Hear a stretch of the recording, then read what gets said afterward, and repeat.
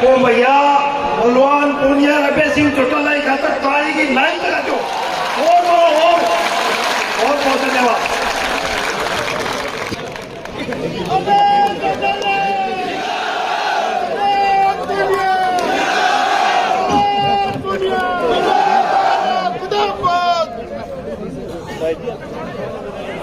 बहुत ही आदर और सम्मान में आपके अपने सदा आपके बीच में रह करके आपकी सेवा करने वाले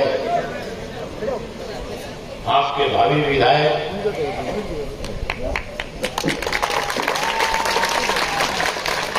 श्री बलवान पूनिया जी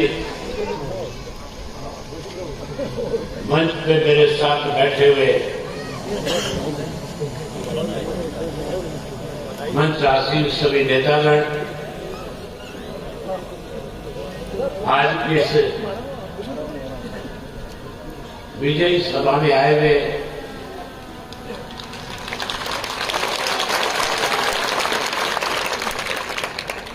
गांधी और गांधी के आसपास के गांव के आदरणीय बुजुर्गों, नौजवान साथियों, सम्मान योग्य माताओं, बहनों, भारत वर्ष के उज्जवल भविष्य प्यारे बच्चों, पत्रकार छायाकार दोस्तों, मैं सबसे पहले आप सबको इस बात के लिए बधाई देता हूं कि चुनाव तो 25 तारीख को होना है, लेकिन आपका जो उत्साह है, जो आपका जोश है, जो आपका भगवान जी की प्रति स्नेह है, प्यार है, और जो मौजूदा प्रशासन के खिलाफ आपके मन में गुस्सा है, आज आपने इतनी बड़ी संख्या में इकट्ठा होकर के जो अपने प्रिय साथी को, जो आज आप आशीर्वाद देने आए हो, जो विश्वास आप देने आए हो, मैं इस मंच से कह सकता हूं, इस भादरा की सीट से बलवान पूनिया को जीतने से कोई रोक नहीं सकता।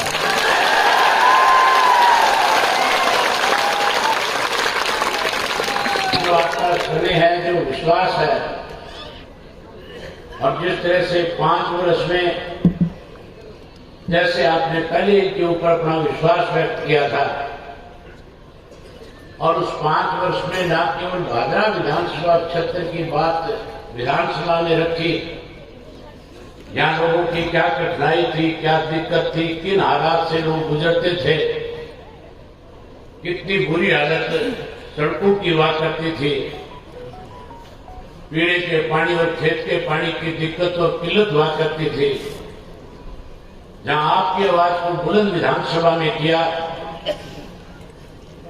वहीं प्रदेश और देश के किसान की आवाज भी विधानसभा में उठा करके किसान को एक मजबूती और ताकत देने का काम किया। मुझे याद है साथियों, जब कोरोना का काल खत्म हुआ था और किसान आंदोलन जब शुरू हुआ था, तो पंजाब के किसान जब पंजाब से आंदोलन चलाते चलाते हरियाणा की तरफ बढ़े, और हरियाणा के साथ दिल्ली के लगते हुए जो 5 बॉर्डर थे, चाहे वो सिंगू का बॉर्डर था, चाहे वो हमारे साथ लगता हुआ बहादुरगढ़ का टीकरी का बॉर्डर था, यूपी का शाहजहांपुर का बॉर्डर था, पलवल का बॉर्डर था, और जो आपके राजस्थान के लगता हुआ हरियाणा और राजस्थान दिल्ली की सीमा का बॉर्डर था, वहां लाखों की संख्या में किसान देश से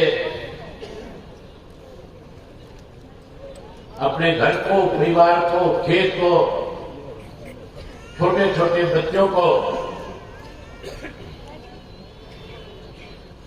छोड़कर के जहां किसान की लड़ाई लड़ने के लिए लाखों की संख्या में इकट्ठा हुआ, उस वक्त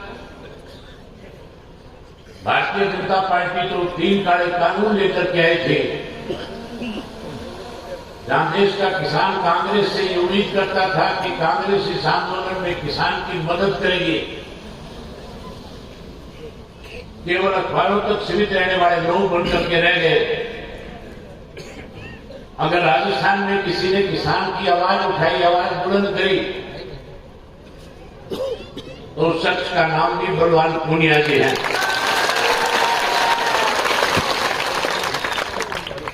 हरियाणा में अगर उस आंदोलन को सबसे ज्यादा ताकत देने का काम किया, 16 फरवरी का दिन था, पंजाब के किसान हरियाणा की तरफ बढ़ रहे थे। हमने अपनी पार्टी की मीटिंग बुलाई और मीटिंग बुला करके उसमें फैसला किया कि बिना किसी बैनर, बिना किसी झंडे पंजाब, राजस्थान, उत्तर प्रदेश, मध्य प्रदेश से जो किसान बॉर्डर पे आए, हमारी पार्टी का एक कार्यकर्ता सामाजिक कार्यकर्ता के रूप में इस आंदोलन का हिस्सा बनकर के बाहर से आए हुए किसान की मदद करने का काम करेगा। जहां हमारे लाखों कार्यकर्ता ने वॉलंटियर के रूप में लड़ाई लड़ी, वहीं एक समय ऐसा भी आ गया था जब मैं अपने हजारों साथियों के साथ दिल्ली के टीकरी के बॉर्डर पे गया और वहां उस आंदोलन का हिस्सा बने हुए जो किसान नेता थे, उन्होंने मेरे सामने एक प्रस्ताव रख दिया और कहा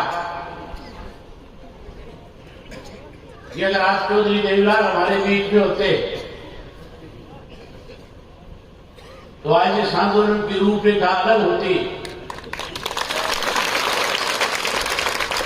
वो आज कोई बड़ा निर्णय करके इस आंदोलन को और मजबूत कर देते। मैंने उन्हें उसी वक्त विश्वास और भरोसा दिलाया कि जहां इंडियन नेशनल लोकदल पार्टी का एक कार्यकर्ता आपके बीच में रह करके इस आंदोलन को ताकत दे रहा है, वहीं आप निश्चिंत रहो, ये आंदोलन मजबूत हो, किसान के साथ न्याय हो, काले कानून खत्म हो। इसके लिए कोई बड़ा निर्णय भी अगर हमें लेना पड़ेगा, हम उससे पीछे नहीं हटेंगे। और मैंने उसी वक्त प्रेस के लोगों को बुला करके कह दिया कि या तो 26 जनवरी तक काले कानून खत्म हो जाएंगे, अन्यथा 27 जनवरी को जाकर के विधानसभा से इस्तीफा देकर के इस किसान आंदोलन में किसानों के बीच में बैठ करके इनकी लड़ाई लड़ने का काम करेंगे। 26 जनवरी को काले कानून तो खत्म नहीं हुए, लेकिन उस आंदोलन को तोड़ने के लिए साजिश रची गई। देश के प्रधानमंत्री की तरफ से 26 जनवरी को सोशल मीडिया में इस किस्म की खबरें फैलाई कि खालिस्तानी आकर के लाल किले के ऊपर जहां कब्जा कर लिया, वहीं तिरंगे का अपमान करने का काम किया है। लोगों के अंदर इस किस्म का माहौल पैदा करने की कोशिश करी गई, इस आंदोलन को तोड़ दिया जाए, कमजोर कर दिया जाए, साजिश के तहत इसको खत्म कर दिया जाए। मुझे 26 तारीख को रात को बहुत सारे नेताओं के फोन आए, जहां हरियाणा से नेता थे, भाजपा के, कांग्रेस के, अन्य दूसरे राजनीतिक दलों के लोगों ने जहां मुझे फोन करके कहा कि अब आपके इस्तीफे का कोई फायदा नहीं होगा। मैंने उन नेताओं से एक ही बात कही कि अगर तुम सही मायने में किसान के हितैषी हो, अगर तुम चाहते हो किसान के साथ न्याय हो, ये 3 काले कानून खत्म हो, तो फिर आप लोगों को भी इस्तीफा देकर के मेरे साथ इस आंदोलन को मजबूत करना चाहिए। मैंने 27 को इस्तीफा दिया और मेरे इस्तीफे के बाद जिस आंदोलन को तोड़ने की साजिश रची जा रही थी, वहां लोगों का विश्वास आंदोलन के अंदर राजनेताओं के प्रति बढ़ने लग गया है। जहां हमने लड़ाई लड़ी, वही आपकी लड़ाई को अगर सबसे ज्यादा मजबूती ने किसी राजनीतिक पार्टी ने ताकत देने का काम किया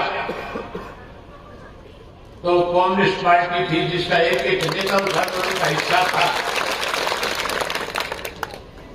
आज समय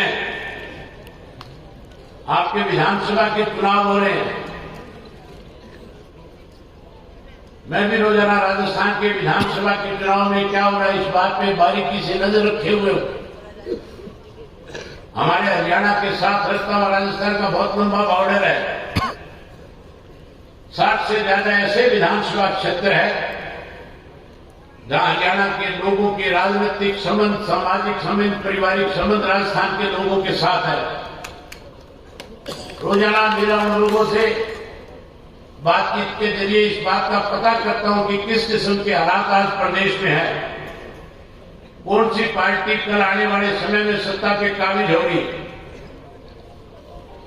मुझे नहीं लगता कि राजस्थान में भारतीय जनता पार्टी या कांग्रेस फिर से सत्ता में आ सके। हालात इस किस्म के हैं कि आने वाले समय में जो इंडिपेंडेंट्स जीत करके आएंगे, जिन्हें लोग अपना नेता चुन करके भेजेंगे, जिनमें विश्वास व्यक्त करेंगे, वो लोग अपनी मनचाही सरकार बनाने का काम इस प्रदेश में करेंगे। और उस सरकार में सबसे बड़ा रोल मैं ये मान के चलता हूं कि बलवान पूनिया जी का भी हो सकता है।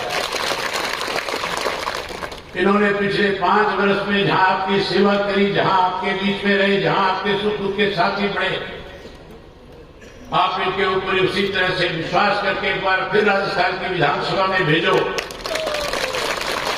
ताकि आने वाले समय में इस इलाके का और ज्यादा विकास हो सके। मुझे गांव के सरपंच साहब नंदलाल जी कह रहे थे कि जब चौटाला साहब की हुकूमत हरियाणा प्रदेश में थी 2000 से 2005 में, जब वो मुख्यमंत्री थे, हमारे इलाके में पीने के पानी की, नहर के पानी की कोई कमी नहीं हुआ करती थी।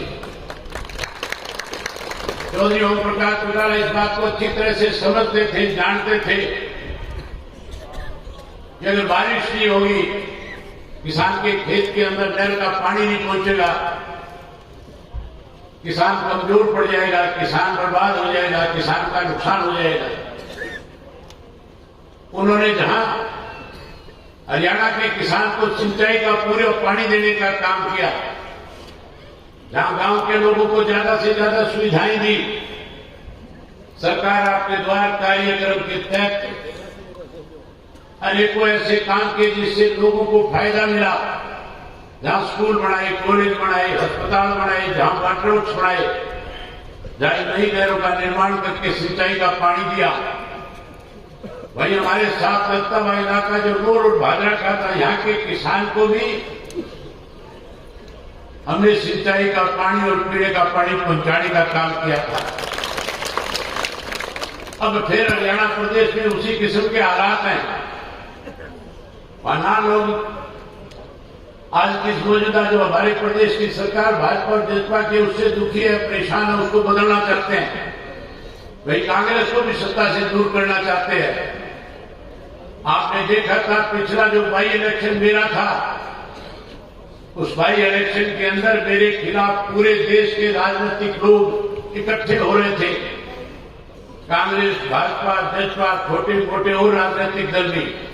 अगर मेरे साथ कोई राजनीतिक दल मजबूती के साथ खड़ा था, कोई राजनीतिक व्यक्ति मेरे साथ मजबूती के साथ उस चुनाव में था, अगर किसी ने सबसे ज्यादा ताकत मेरे को वहां देने का काम किया, तो शख्स का नाम भी चौधरी बलवान पूनिया है। आज 22 किस्म के हालात है कि आने वाले समय में फिर 2024 में जब चुनाव होगा, इंडियन नेशनल लोकदल पार्टी प्रदेश में सत्ता में आएगी। जहां हम आज सत्ता में आएंगे, वहीं आपको फिर पानी पूरा का पूरा देने का काम करेंगे, किसी किस्म की कोई कमी नहीं रहने देंगे। आज आपके बीच में कुछ बहरूपे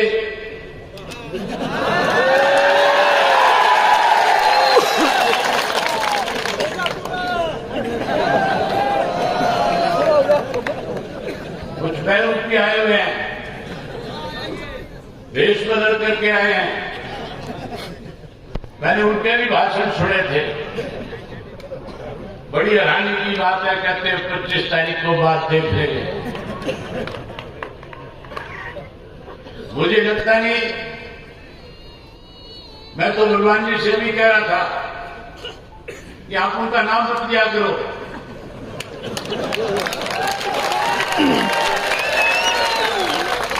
ये लोग जितना गांव में जाएंगे उतना ही भगवान जी आपका फायदा हो जाएगा, उतनी बड़ी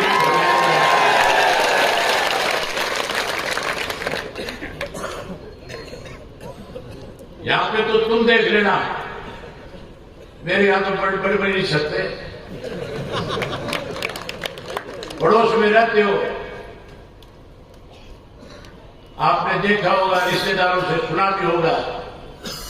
मैंने बहुत समय से पहले ऐसे लोगों का इलाज करके छोड़ दिया है। बहरूपियों का इलाज करो, जो बहरूपियों को बुला करके लाए उनका इलाज करने का काम करना। आज गांधी में इतनी लंबी लिस्ट थी, जब पढ़ी जा रही थी, लोगों के नाम लिए जा रहे थे जो स्वागत के लिए आए हुए थे। मैं सरपंच साहब से पूछ रहा था, ये सारे लोग आपके गांव के हैं? सरपंच साहब ने बताया कि हमारे गांव के ही हैं। मैं गांधी गांव को इस बात के लिए बधाई देता हूं, जहां आपने भगवान जी का स्वागत किया, उतने ही ज्यादा वोटों से यहां से जिता करके भेजने का काम करोगे। आज की आपकी सभा के बाद सोशल मीडिया के ऊपर जब भादरा क्षेत्र के लोग इस सभा को देखेंगे, हर आदमी इस बात का फैसला करेगा, हर आदमी इस बात को सोचने पे मजबूर हो जाएगा कि जब गांधी गांव ने फैसला कर दिया तो हमें और ज्यादा मतों से जिता करके भेजना चाहिए, ताकि हमारी ताकत बढ़े। आप काफी लंबे समय से बैठे हो, भगवान जी ने भी आगे जाना है। मैंने जहां भगवान जी अपनी पार्टी के एक कार्यकर्ता की जिम्मेवारी आपके नॉमिनेशन से पहले गांव में जाकर के लगाई, जहां एक एक पार्टी के कार्यकर्ता ने अपना चुनाव समझ करके आज आपके बीच में, आपके चुनाव के अंदर अपनी जिम्मेवारी निभाने का काम कर रहे हैं। वहीं मैं इन कार्यकर्ता साथियों को फिर कहना चाहूंगा कि 25 तारीख तक जब तक चुनाव नहीं हो जाए, एक एक वोट नहीं डल जाए, आप अपने घरों को वापसी नहीं करेंगे। एक एक वोट करा करके अपनी जिम्मेवारी को पूरे अच्छे तरीके से निभाने का काम करोगे। वहीं जहां मेरी जरूरत आप समझोगे, जिस भी गांव में जिस किसी के साथी की ढाणी में, खेत में, घर में किसी से मिलना होगा, बात करनी होगी, आप मुझे टेलीफोन पर संपर्क करके बता देना। उसके बाद मेरी जिम्मेवारी होगी, मैं अपने आप उस तक पहुंचूंगा। कैसे उस साथी को आपके साथ जोड़ा जाए, उसके लिए अपनी तरफ से हर संभव प्रयास करने का काम करूंगा, उसको जोड़ने का काम करूंगा। जहां हम अपनी जिम्मेवारी निभाएंगे, वहीं चुनाव केवल आज की तारीख में सबसे बड़ी दिक्कत चुनाव में एक और है। पहले तो चुनाव में लोग वोट डाल करके चुनाव को जिताने का और ताकत देने का काम करते थे। आज साधनों की गिनती भी होती है। आज लोग ये दिखावा भी करते हैं किसके कितने साधन घूम रहे हैं। साधनों की कमी ना पड़ जाए, किसी किस्म की चुनाव में दिक्कत ना आए। परमात्मा ने आपको सब कुछ दे रखा है, आपके कार्यकर्ता दिन रात आपकी मदद में लगे हुए हैं। लेकिन मैं भी अपनी एक जिम्मेवारी समझता हूं। हर आंदोलन बिना सबके सहयोग के बिना नहीं लड़ा जा सकता है। इसी तरह से हर इलेक्शन में आदमी अपने बलबूते पर अकेला नहीं लड़ सकता है। हर तरह की जरूरत होती है। जहां मेरी पार्टी का एक एक कार्यकर्ता आपके लिए दिन रात एक करेगा, वहीं में आपके चुनाव में किसी किस्म की कमी न आए, अपनी तरफ से एक छोटी सी राशि 5 लाख रुपए देकर के